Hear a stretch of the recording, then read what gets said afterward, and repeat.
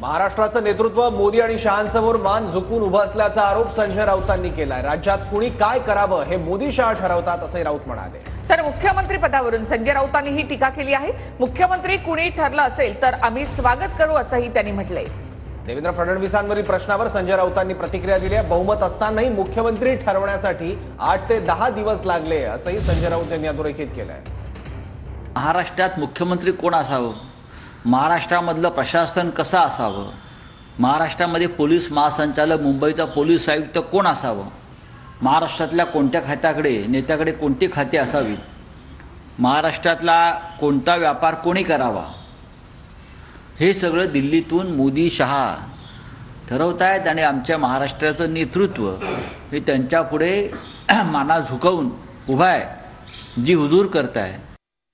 देवेंद्र फडणवीसच मुख्यमंत्री असणार आहेत। आनंद आहे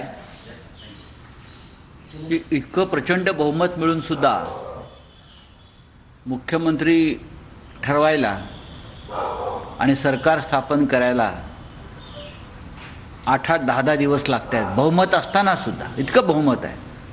मग भाजपकडे आहे, त्यांच्या मित्र पक्षांकडे आहे, पण मुख्यमंत्री ठरवण्यासाठी त्यांना बैठकावर बैठका घ्याव्या लागतात।